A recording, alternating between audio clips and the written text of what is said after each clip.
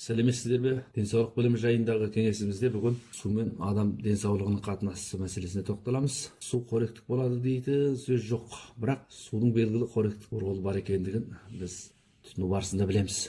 Адамдардың тұрмысында су төтенше маңызды. Адам денесі судан айырыла алмайды. Денедегі су құрамының 10% айырылсақ, физиологиялық қызметіміз ауыр дәрежеде бұзылады.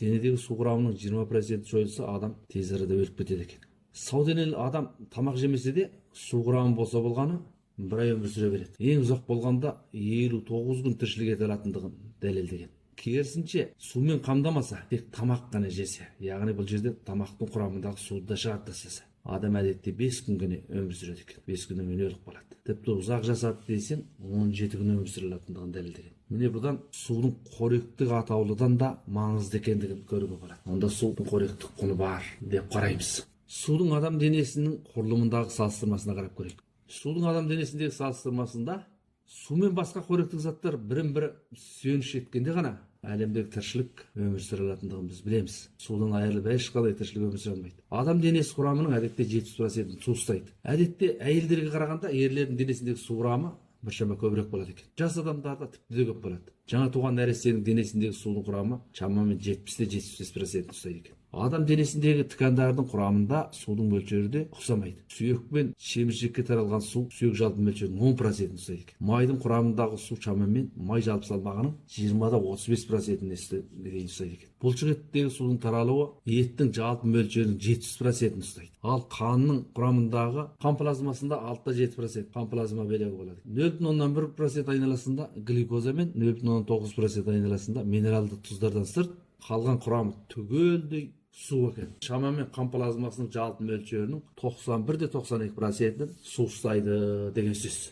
Әдетте судың құрамында микроэлементтер болады, суда еріген деп айтамыз. Ондай болатын болса, осы микроэлементтер және оның ролына келетін болсақ, мамандардың зерттеуіне негізделгенде адамзаттың ауыз суының құрамында кем дегенде мына элементтер болу керек деп қаралады. Біріншісі молибден ионы, клетканың ішкі тотықсыздануын жеделдетеді. Әсіресе нейтронның рак тудыру ролын тежейді. Екіншісі мыс ионы, клеткадағы көмірсу қосылыстарының синтезделуін және белектің зат алмасуын тездетіп, адам денесінің ауруға қарсы қуатын жоғарылады. Үшіншісі мырыш ионы, клетканың өсуін тездетіп, дененің иммунитет қуатын арттырады. Калий ионы, клетканың өсуін тездетіп, бүйрек қызметін күшейтеді. Бесіншісі йод ионы, қалқанша безінің секрециясымен бүйрек қызметін сәулелендіреді және көмейдің ақыл парасатының жетілуіне септігін тигізеді.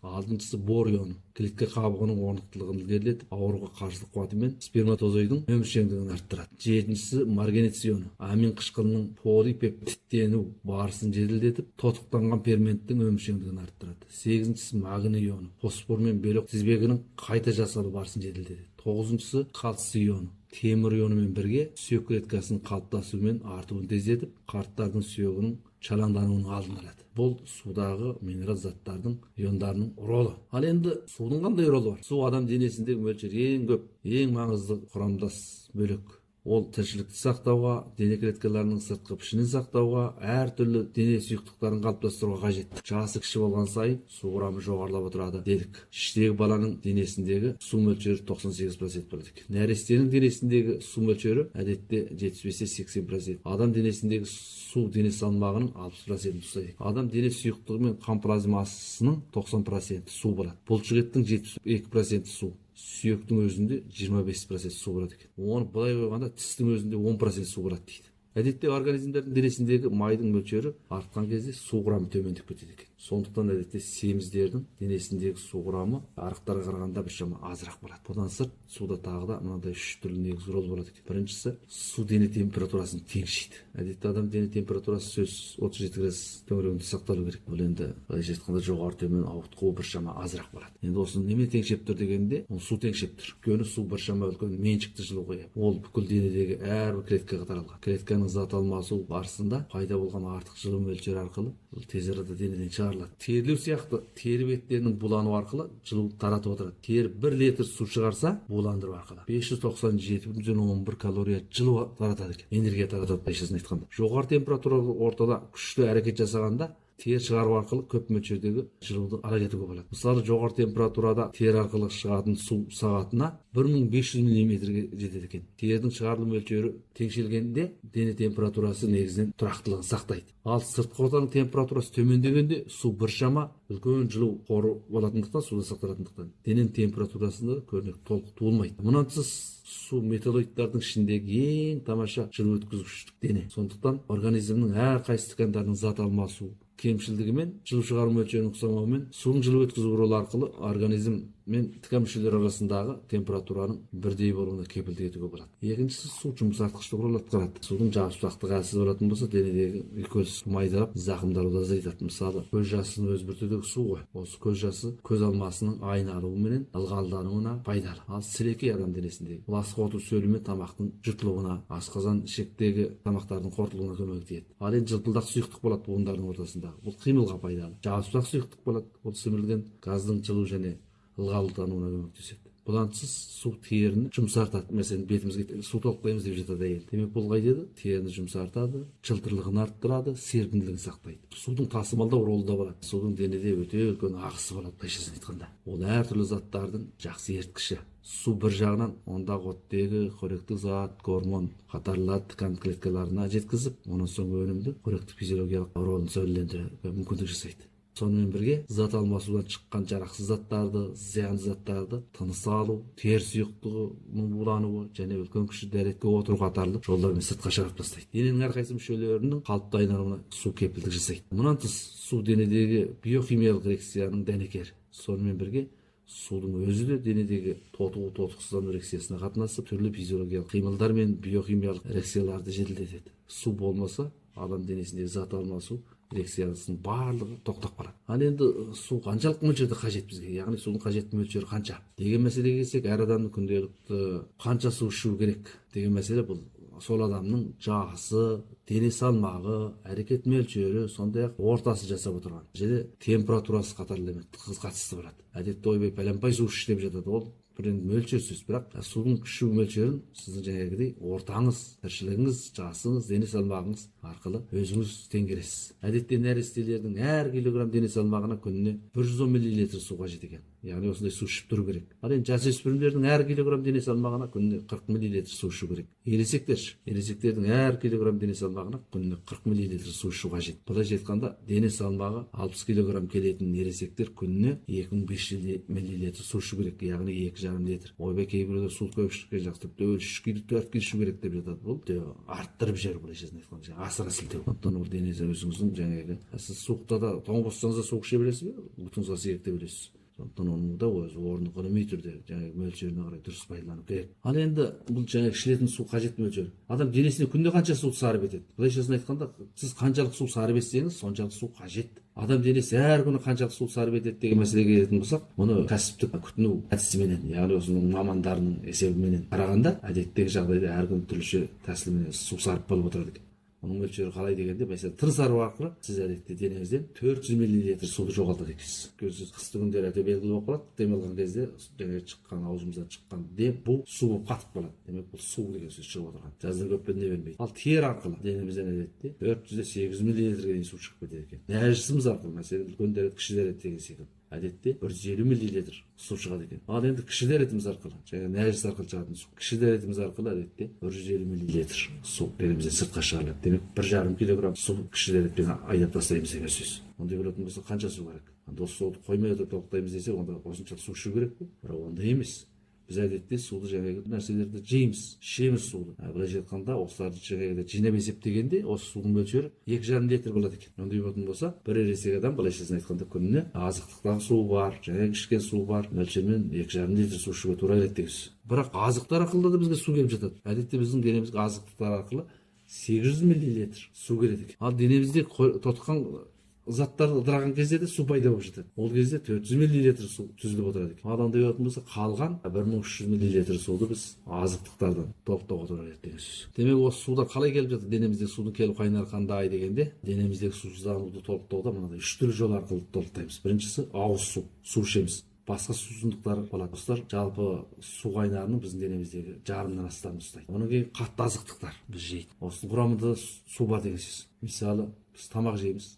жеміс жейміз, көкөніс жейміз, жидек жейміз деген секілді достар су келіп тұрады. Демек адам денесіндегі судың жалпы қайнарының 30-40% құстардан келеді. Ал қалған 10% организм денесіндегі заттардың биологиялық тотығы барысынан келеді деген сөз. Мысалы осының ішінде біріншісі біз ауыз су мәселесіне келейік. Ауыз су біздің күнделікті тұрмысымыздағы ішетін суымыз ғой, былайша айтқанда бұл құбырдан келеді.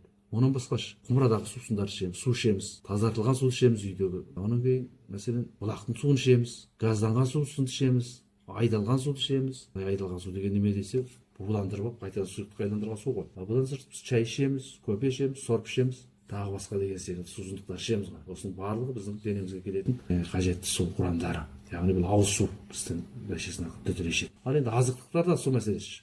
Mesela көптеген қатты азықтықтардың құрамында да көптеген су мөлшері болады дедік. Мәселен организмдердің байланымына болады оларды. Олардың негізінен қандай түрлі азықтықтарда сақталады дегенде, мұның ішінде бір бөлім су кристалл су құрамы формасында сақталуы мүмкін. Енді біреу біріккен су формасында сақталуы мүмкін.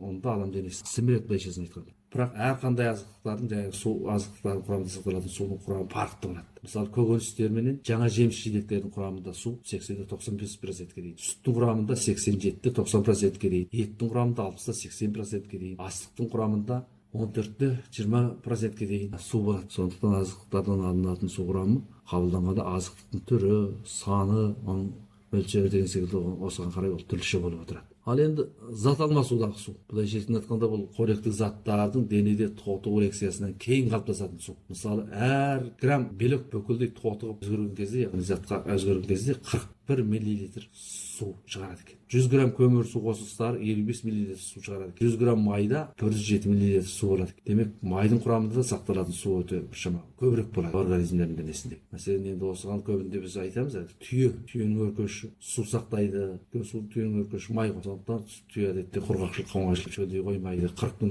су ішпесе де түйе шыдайды деген сөздерді айтамыз. Демек, құмды шөлдерде ұзақ сапар шеккен кезде тіршілік ете алатын осы түйенің денесіндегі су құрамының мол екендігінен бөле қарауға болмайды. Ал енді су ішу уақыты мәселесіне келейік. Біз қай уақыттарда су ішу керек дегенде, бұнда көп дәріптеліп келе жатқан нәрсенің біреуі мына таңертең жылы су ішу мәселесі. Орнынан тұрғаннан кейін бір шыны жылы су, яғни бір стакан су ішу. Бұл енді денсаулық сақтаудың ең тамаша әдісі деп қаралып келе жатыр. Ғалымдар осыны зерттеу арқылы әр күні таңертең 200-300 мл 21-31 Цельсий градус айналасындағы ыстық суды ішсе, осы судың денсаулыққа пайдасы өте көп. Тұмау, оның кейін жұтқыншақ көмекейдің қабынуы, миға қан құйылу, артерияның қатаюы және түрлі таспайын ағымдардың алдын алады деп қарайды екен. Ал енді ең жақсы су ішу уақыты қай кез дегенде, ол енді күніне 3 уақыт су ішу ғой. Бірақ осы 3 уақыт су ішудің де өзіндік уақыты болу керек. Былайшасын айтқанда 3 уақыт суды біз тамақтан бұрын ішуіміз керек. Біз көбінде тамақпен бірге ішеміз, шай ішеміз мысалы. Осында су ішуде таза судың өзін тамақтан жарты сағат бұрын, 3 уақытқа әр рет таңертеңгі тамақтан жарты сағат бұрын, түскі тамақтан жарты сағат бұрын, кешкі тамақтан жарты сағат бұрын осы аралықта су ішіп отырсақ, бұл денсаулыққа өте үйлесім береді екен. Оның себебі не дегенде, су ашқазанда біраз уақыт тұрғаннан кейін дереу қанға өтеді екен де, бүкіл денеде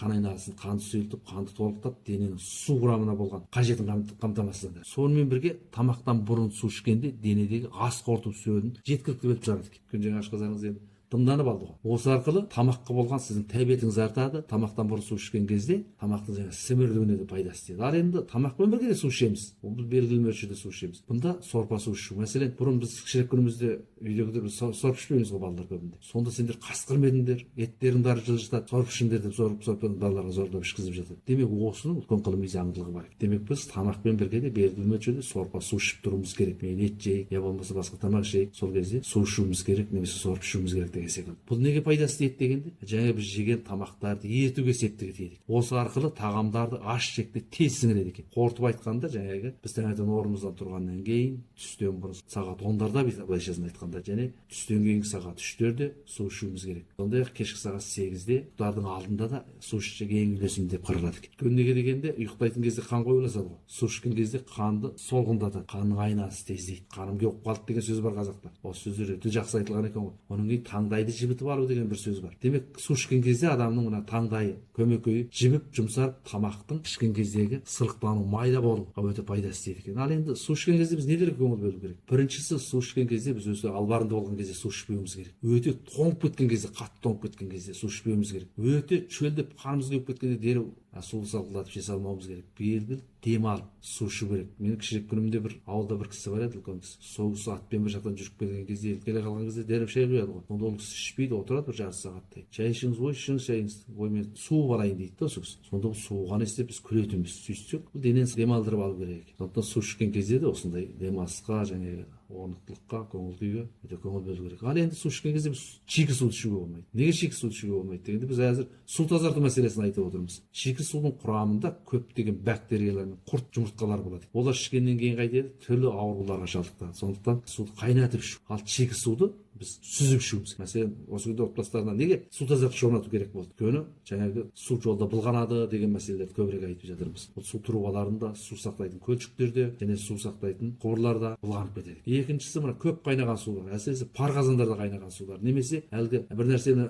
буға пысырамыз ғой, жыңлап, момо пысырамыз мысалы. Осы секілді пар қазандарда қайнаған суларды, ұзақ қайнаған суларды, қайта қайнаған суларды ішуге болмайды. Себебі осы сулардың құрамындағы азот қышқыл тұздардың мөлшері артып кетеді екен, ода денсаулыққа зиян жеткізеді екен. Үшіншісі, өте ыстық немесе өте суық суды ішуге болмайды. Өйткені бұл жерде ыстық пен суықтың алмасуы типтік болады екен де, адам денесінде өте ыстық су ішіп жесең, ауыз қуысың күйеді, өңешің кілегей қабығы жарақаттан зақымдалады. Кілегей қабық бұзылса рак пайда болады. Бізде өңеш рагы дейтін нәрсе, асқазан рагы дейтін нәрсе біздің ұлтымызда біршама көбірек. Бұның себебі не? Біздің ішкен жегенімізбен тікелей қатысты болды. Бір кезде біздің сүрлі тамақтарын көп жейтіндігіміз, ыстық шайды көп ішетіндігіміз көп сөгістерге ұшырады. Осы жөнінде көптеген зерттеулер болды. Ал енді өте суық су қайтеді, ашқазанның кілегей қабығын тіркендіреді де ашқазанның қызметін бұзылуын, іш өтетін, іш ауыратын жағдай келіп шығады. Сондықтан осындай ыстық пен суықтың алмасуы тіпті де ішекті қайтеді деген сөз, оңай тітіркендіреді. Сондай-ақ тісті тітіркендіреді. Мәселен, даладан суық күні келіп ойбай тоңып кеткен ыстықты ұрттап жіберетін болсаң, тісің қайтеді, зарар еткізеді, қақсатады, тісің босайды, тісің ісінеді. Немесе өте ыстықта сен суық суды ішіп жесең, бен шай ішінде тұрған мәселен тісің түсіп қалуы мүмкін. Сондықтан мәселеге ерекше көңіл бөлу керек. Ал енді суды бір жолда көп ішпеу керек. Өйткені суды өте көп ішіп жүретін болсаң ашқазанның деңгейі. Енді терлеп кетеміз, мәселен, чөлдеп кетеміз ғой. Осындай су ішпей тұрмайсың. Енді қайтып керек? Мұндайда суға біраз тұз салып ішу керек. Осы кезде жаңағы тердің шығуы жаңағы тұз арқылы тосылады. Судың қажетті денеден сарып болу мөлшері азаяды деген сөз. Жаңа айттық, қатты әрекеттен кейін су ішуге болмайды деген бір нәрсені айтып қалдық. Жаңа жол жүріп келгенде шаршап келгенде. Демек, бесіншіден біз әрекеттен кейін қатты шаршағанда суды тым тез ішіп жібермеуіміз керек. Өйткені не болады дегенде, қанның сыйымдылығы күрт артып кетеді екенде, жүректің жүгін ауырластырып береді екен. Уақыт сұра келе жаңағы жүректің әлсіреуі келіп жатыр. Сондықтан шаршаған кезде суды көп ішіп жіберуден сақтану керек.